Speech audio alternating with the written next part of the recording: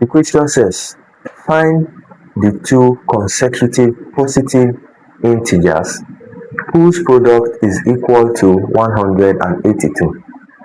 What are consecutive numbers? Consecutive numbers are numbers that occur after each other progressively. For example, after 1 we have 2, therefore 1 and 2 is consecutive numbers. After 2 we have 3, 1, 2, 3 are consecutive.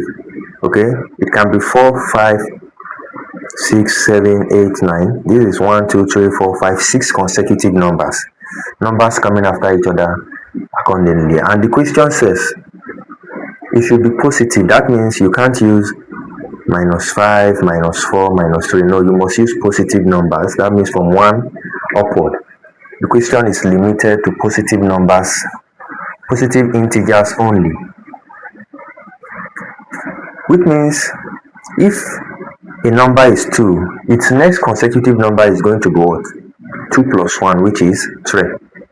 If a number is 6, the consecutive number is going to be 6 plus 1, which is what? 7. But now we don't know what number it is. So let's say the number is x. Okay, if the number is x, that means the next number after x is going to be what? X plus 1. Are you getting it? And the question says, find the two consecutive numbers. These are the numbers. This is the first number, this is the next number. And they are both positive. Whose product is equal to 182? That is, when you multiply these two numbers, you get 182. That means when you multiply x by x plus 1, you get 182. So for us to know what this two number is, we have to know what x is. The moment we know what x is, the first number, we can just add 1 to get the next number. So let's find x here. Let's open this bracket. X multiplied by x, we get x squared. X times 1, we get x equal to 182. Yes, this is a quadratic equation, and we can easily solve by moving the 182 to the left hand side so that we try to factorize if possible. When the 182 comes, it turns to negative 182 equal to 0. Yes, we can factorize because we are going to look for two different numbers that when we multiply them, we get negative 182. And when we add them, we get positive 1 because 1 is the coefficient of this variable x here. These numbers are positive 14 and negative 13. Yes, when you multiply these two numbers, you are going to get minus 182. And when you add them, you get positive 1. So we are going to factorize positive 14 minus 13 into the equation here. Therefore, we have x squared. Instead of positive x, now we now have plus 14x minus 13x, then minus 182 equal to 0. So if you are familiar with quadratic equation, I'm sure you must have known your answer before now. We group into two. What's common here is x.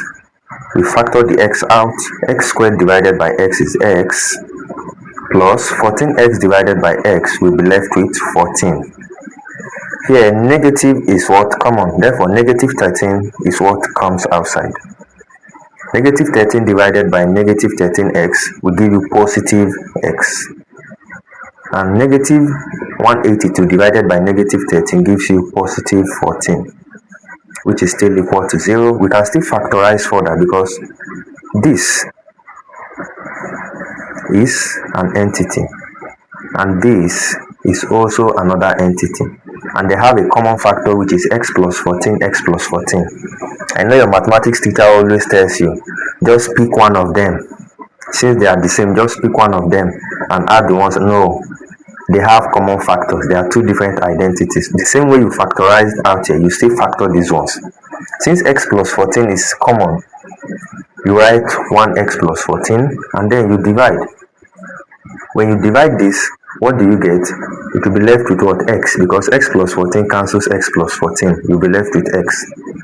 The same thing here, when you divide this, what happens? X plus 14 cancels x plus 14, remaining 13. And you know, when you have something like this, either the x plus 14 is equal to 0 or x minus 13 is equal to 0, because you are told that when you multiply these two numbers, your answer is 0. And there is no way you can multiply two numbers to get 0 except one of the number or both of them is 0. So when you collect like term, your x is either minus 14, when the positive 14 comes, either minus 14, or your x is what? Positive 13. And the question tells you that your answer must be what? A positive integer. Therefore, your x is 13 and x plus 1 is what?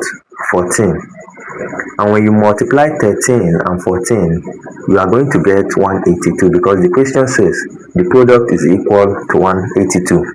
You can check that out to see if it's correct. See you in the next class.